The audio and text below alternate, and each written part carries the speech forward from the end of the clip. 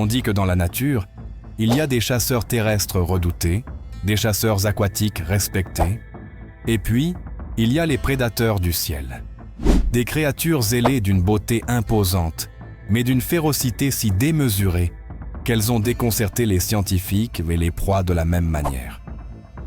Comment est-il possible qu'un corps défiant la gravité abrite tant de force, de précision et de vitesse? Aujourd'hui, nous monterons dans les hauteurs pour découvrir ce qui fait des oiseaux de proie comme l'aigle, le faucon et le hibou, les tueurs aériens les plus implacables de la planète, et comment ils exécutent les attaques les plus rapides et les plus meurtrières, jamais capturées par caméra. Pour comprendre véritablement comment ces oiseaux sont devenus les chasseurs implacables qu'ils sont aujourd'hui, nous devons analyser minutieusement leur structure corporelle. Leur anatomie n'est ni accidentelle ni fortuite. Chaque millimètre de leur corps a été affiné pendant des millions d'années d'évolution pour créer un instrument de chasse absolument parfait, conçu pour l'attaque en piqué.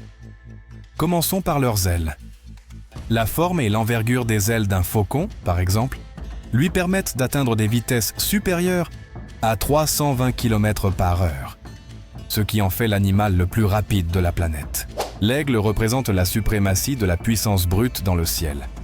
Un spécimen adulte peut atteindre une envergure allant jusqu'à 2,3 mètres et peser plus de 6,5 kg, ce qui le rend environ 6 fois plus massif qu'un faucon moyen. Il possède des serres d'une force de préhension qui dépasse de loin celle d'un humain, capable de percer les crânes de petits et moyens mammifères. Son style de chasse repose sur la vision à longue portée et l'assaut en puissance, utilisant sa masse corporelle pour percuter et désarmer sa proie. Le faucon, en revanche, est l'incarnation de la vitesse et de la précision. Bien qu'il soit plus petit, il est l'animal le plus rapide de la planète. En entrant en piqué connu sous le nom de stoop, il peut atteindre des vitesses allant jusqu'à 320 km/h. Son anatomie est conçue pour l'aérodynamisme extrême, avec des ailes étroites et pointues qui lui permettent de changer de direction avec une agilité incomparable.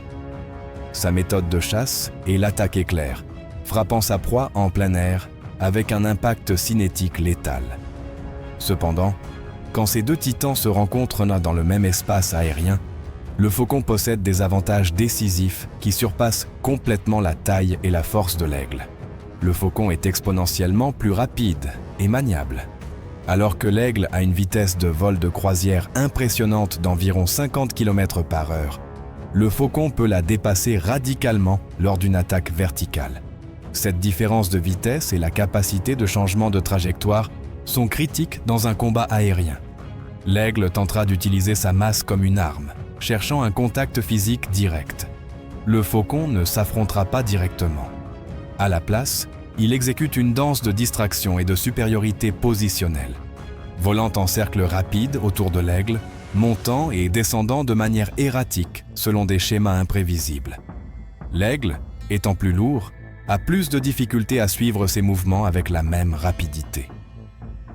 Pendant que l'aigle est cognitivement et physiquement occupé à essayer de traquer le faucon identifie le moment exact où l'aigle compromet sa trajectoire de vol, ou se concentre sur une cible terrestre. C'est à cet instant critique que le faucon exécute un piqué d'opportunité et frappe l'aigle non pas pour le détruire, mais pour le désorienter ou lui endommager les ailes. Le faucon peut utiliser ses serres pour un coup de passage, un rasing, cherchant les bords sensibles des ailes ou les plumes de la queue, crucial pour l'équilibre et la direction de l'aigle. Bien que le coup puisse ne pas être mortel, il endommage l'aérodynamisme de l'aigle, l'obligeant à perdre de l'altitude ou du contrôle. Le faucon ne lui laissera pas le temps de retrouver son calme, exécutant des attaques répétées jusqu'à ce que l'aigle se retire de la zone. L'affrontement direct se termine souvent par l'aigle utilisant sa masse pour intimider, tandis que le faucon se fie à sa supériorité d'énergie cinétique et à son agilité pour assurer le contrôle de l'espace aérien, battant son adversaire par une combinaison de vitesse implacable, de manœuvrabilité aérienne et d'une stratégie de combat qui exploite la lourdeur relative et la lenteur de réaction de l'aigle. Le condor des Andes se représente la suprématie de la taille et de la résistance dans le ciel. Un spécimen adulte peut atteindre l'envergure alaire la plus grande du monde, s'étendant jusqu'à 3,3 mètres d'un bout à l'autre et peser jusqu'à 15 kg. Il est environ 2 fois plus massif que le plus grand aigle royal. Son anatomie est conçue pour le vol plané à des altitudes extrêmes, profitant des courants thermiques pour parcourir des centaines de kilomètres sans effort. Son style d'alimentation repose sur le charognage, utilisant sa grande masse corporelle pour intimider les concurrents au sol. Ses serres sont droites, adaptées pour marcher, non pour chasser. L'aigle royal, en revanche, est l'incarnation de la puissance prédatrice et de la létalité. Bien qu'il soit plus petit, avec une envergure allant jusqu'à 2,3 mètres et un poids maximum de 6,5 kg, c'est une machine à tuer. Il possède des serres fortement recourbées et un bec acéré qui sont ses armes principales, capables d'injecter une force de préhension qui dépasse de loin celle de n'importe quel oiseau de son poids. Sa méthode de chasse est l'assaut en piqué et la capture de proies vivantes, comptant sur le coup précis et l'immobilisation. Cependant, quand ces deux géants du ciel se rencontrent, l'aigle possède des avantages décisifs qui surpassent complètement la taille et la masse du condor. L'aigle possède un armement spécialisé pour la bataille. Ses serres sont conçues pour la chasse, l'impact et la perforation. Les serres du condor sont émoussées, adaptées pour marcher. Cette différence d'outils est critique dans un combat physique, où le condor ne peut compter que sur des coups de bec ou des bousculades. Le condor tentera d'utiliser sa masse et son envergure comme arme d'intimidation, ouvrant ses ailes pour paraître gigantesque sur une source de charogne. L'aigle ne s'attaquera pas à la masse de front. À la place, il exécute un assaut rapide et percutant, se concentrant sur les points faibles. Pendant que le condor est cognitivement et physiquement occupé à essayer de protéger la nourriture avec sa taille, l'aigle identifie les zones exposées et sensibles du condor, spécifiquement la tête et le cou sans plumes, adaptés au charognage. C'est à cet instant critique que l'aigle exécute des attaques rapides avec son bec ou ses serres sur ces zones. L'aigle utilise sa supériorité offensive pour infliger des dommages que le condor, par nature, évite. Le condor est un oiseau de conservation d'énergie. Une blessure grave compromet sa capacité de vol et sa survie. L'aigle attaque à plusieurs reprises jusqu'à ce que le condor cède la nourriture et se retire de la zone pour éviter le risque. L'affrontement direct se termine souvent par le condor utilisant sa masse pour intimider, tandis que l'aigle se fie à sa supériorité d'armement et à son agressivité prédatrice pour assurer le contrôle de la ressource, battant son adversaire par une combinaison de coups précis et d'une stratégie de combat qui exploite l'absence relative d'armes et la réticence à lutter du condor. Le grand-duc est l'incarnation du chasseur silencieux. Avec une envergure qui peut approcher les 2 mètres et un poids allant jusqu'à 4,5 kg, c'est l'un des hiboux les plus grands et les plus puissants au monde. Son anatomie est conçue pour l'annihilation nocturne, son plumage est le plus silencieux de la nature, ses yeux sont des télescopes biologiques pour l'obscurité, et ses serres sont de redoutables pinces pour la mort, capables d'appliquer une force de préhension dévastatrice qui lui permet de chasser des lapins, de grands rongeurs et même d'autres prédateurs. Son style de chasse repose sur le facteur surprise et la létalité immédiate. Le corbeau, en revanche, est la personnification de l'intelligence et de la guerre sociale. Il est beaucoup plus petit, pesant moins d'1,5 kg et n'a pas les serres d'un tueur de grande proie. Sa force ne réside pas dans le muscle, mais dans son cerveau. C'est l'un des oiseaux les plus intelligents de la planète, capable de résoudre des problèmes, d'utiliser des outils et surtout, de coordonner des attaques groupées. Son style de combat est le harcèlement collectif, le mobbing, et la guerre psychologique contre ses prédateurs. Cependant, quand ces deux espèces s'affrontent, la dynamique du duel dépend entièrement d'une variable critique, l'heure de la journée. Le hibou possède un avantage insurmontable. Sa vision et son vol silencieux en font un prédateur fantôme. Si le hibou trouve un corbeau endormi ou isolé, l'attaque est typiquement unilatérale et mortelle. La proie est saisie et sacrifiée avant d'avoir le temps de réagir. Le grand-duc ne chasse pas seulement les corbeaux pour se nourrir, mais détruit souvent leur nid pour le contrôle territorial, décapitant les oisillons. Si un corbeau, ou, ce qui est plus courant, une nuée de corbeaux, découvre le site de repos du hibou pendant la journée, l'avantage s'inverse de manière dramatique. Le grand-duc, étant un oiseau nocturne, a des difficultés à voir avec l'intensité de la lumière solaire et sa vitesse de réaction étant dit réduite. Les corbeaux ne s'affronteront pas au hibou dans un duel en tête-à-tête. À la place, ils utilisent donc la coordination et le nombre pour assaillir le hibou de manière répétée. Ils volent et piquent le hibou à tour de rôle, frappant ses yeux et les plumes de ses ailes. Ce harcèlement cherche à désorienter, blesser et surtout forcer le hibou à abandonner le territoire. L'intelligence du corbeau lui permet d'appeler ses alliés pour transformer le duel en une bataille de groupe où de multiples coups de bec peuvent causer suffisamment de dommages pour tuer le plus grand rapace. L'affrontement se résout par le facteur surprise et la lumière. Un hibou affamé et furtif peut tuer un corbeau facilement sous le manteau de la nuit. Cependant, un groupe de corbeaux exposés au soleil peut harceler et hostiliser le hibou avec une intensité coordonnée, telle que le prédateur solitaire, fatigué et aveuglé, se voit obligé de fuir pour ne pas mourir d'épuisement et de traumatisme physique. C'est un duel entre la force létale individuelle et l'intelligence collective. Le hibou est le maître de la guerre silencieuse, avec une envergure qui varie entre 0,9 et 1,5 mètres. C'est un prédateur agile avec une ouïe et une vue supérieure. Sa caractéristique la plus décisive est le vol furtif, obtenu par des microstructures dans ses plumes qui annulent le son. Ses serres sont des instruments de capture précis. Son style de chasse est la détection passive par l'écoute et l'attaque en embuscade. La chauve-souris est l'incarnation de l'évasion ultrasonique. Elle est petite, avec une envergure qui souvent ne dépasse pas 30 cm. Sa force réside dans l'écolocalisation, émettant des impulsions sonores à haute fréquence pour créer une carte tridimensionnelle de l'environnement. Sa défense principale est la manœuvrabilité extrême et la capacité de détecter les obstacles et les menaces dans son entourage. Quand ces deux créatures se rencontrent dans la nuit, le duel est une bataille entre la furtivité et le capteur actif. La plus grande faiblesse de la chauve-souris est qu'elle dépend de son système auditif pour survivre.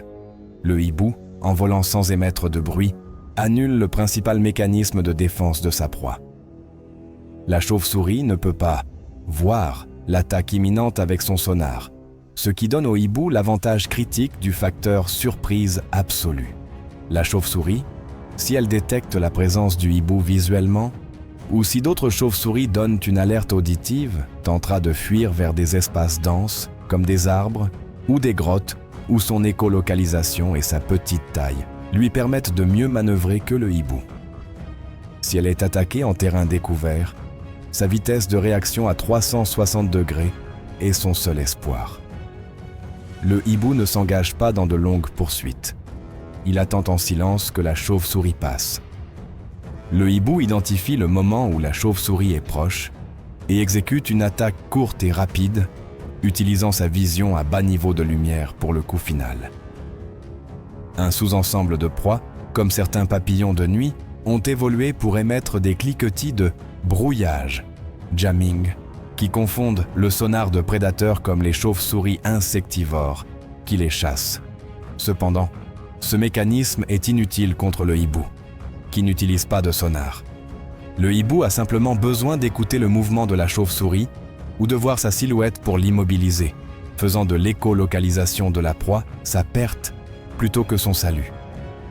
L'affrontement direct se solde presque toujours par la victoire du hibou, qui se fie à sa supériorité en furtivité acoustique pour assurer le contrôle des cieux nocturnes, battant la chauve-souris en annulant son système sensoriel primaire et en la capturant d'un seul coup de serre.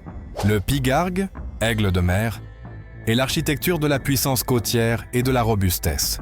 Il possède une envergure impressionnante, qui peut atteindre jusqu'à 2,4 mètres et un poids allant jusqu'à 7 kg. Son anatomie est conçue pour la force, avec un bec exceptionnellement grand et robuste, idéal pour déchirer la chair et la peau des poissons. Ses serres sont plus courtes et possèdent des coussinets rugueux, des spicules, pour saisir des proies citons glissantes, comme les poissons. Son style de chasse est l'immersion et le vol, le kleptoparasitisme, opérant typiquement près de l'eau. L'aigle royal est l'incarnation de la suprématie terrestre et de la capacité de chasse aérienne. Avec une envergure allant jusqu'à 2,3 mètres et un poids maximum de 6,5 kg, il est légèrement plus léger, mais beaucoup plus musclé et armé. Il possède des serres qui sont de véritables poignards, conçus pour la chasse de mammifères et de grands oiseaux. Son style de chasse est l'assaut par immersion et l'immobilisation par force de préhension, opérant dans les hautes montagnes et les grandes plaines ouvertes. Quand ces deux gigantesques rapaces se rencontrent, le duel est une bataille de force brute contre un armement spécialisé.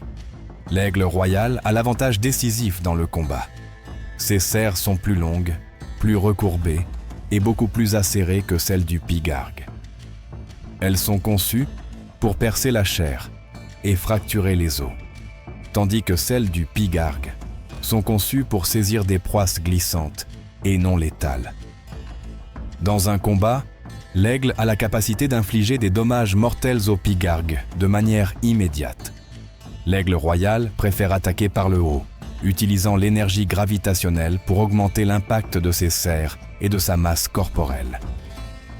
Le pigargue, étant un planeur robuste, aura plus de difficulté à manœuvrer à haute altitude que l'aigle, qui est plus agile en plein ciel. Le pigargue dépend souvent du kleptoparasitisme, voler des proies à d'autres oiseaux pour se nourrir, et est souvent lent à réagir face à une confrontation directe. L'aigle royal exploite cette lenteur, attaquant directement pour forcer le pigargue à lâcher sa proie ou à se retirer du territoire. Le pigargue est plus grand et plus robuste, ce qui lui donne un avantage en résistance, mais pas en offensive. L'affrontement se résout par la qualité de la prise et du coup. L'aigle royal attaquera le dos ou le cou du pigargue, utilisant ses serres spécialisées. Le pigargue tentera de se défendre avec son grand bec. Mais si l'aigle parvient à une prise solide, la différence de force des serres garantit la victoire de l'aigle royal, obligeant le pigargue à céder la ressource ou à risquer sa vie. L'affrontement direct se termine souvent par le pigargue, utilisant sa grande taille pour intimider, tandis que l'aigle royal se fie à son armement supérieur et à sa prouesse de combat innée pour assurer le contrôle de l'espace, démontrant que la spécialisation dans la chasse de mammifères est plus meurtrière que la spécialisation dans la pêche. Nous sommes montés dans les hauteurs pour découvrir que le règne des prédateurs du ciel ne se régit pas uniquement par la taille. Notre voyage à travers les attaques aériennes les plus meurtrières révèle que la suprématie est un équilibre complexe entre la puissance brute, la vitesse spécialisée et l'intelligence tactique. Nous avons observé que la puissance pure de l'aigle royal l'emporte sur la masse immense du condor, grâce à un armement de serres conçu pour la létalité, pas seulement pour la prise. Nous avons été témoins de la manière dont la vitesse implacable du faucon surpasse la taille de l'aigle, utilisant l'agilité et l'énergie cinétique pour désorienter et dominer. Et finalement, la bataille entre le hibou et la chauve-souris nous a démontré que le facteur le plus crucial peut être l'annulation sensorielle. Le vol silencieux du hibou qui désactive le système de sonar de sa proie. En fin de compte, que ce soit la vitesse aveuglante du faucon ou la furtivité acoustique du hibou, chacun de ces rapaces a perfectionné son anatomie et sa stratégie au fil de millions d'années. Ces attaques aériennes sont une démonstration vivante de la manière dont l'évolution transforme le besoin, en le design d'un chasseur absolument parfait, faisant des cieux le théâtre des duels les plus rapides et les plus fascinants de la nature. Eh bien, ainsi se conclut ce parcours à travers les cieux. Merci de nous avoir accompagnés dans ce safari aérien. N'oubliez pas de vous abonner et de laisser votre like en l'honneur de ces animaux incroyables. Et j'espère que vous nous accompagnerez aussi dans le prochain.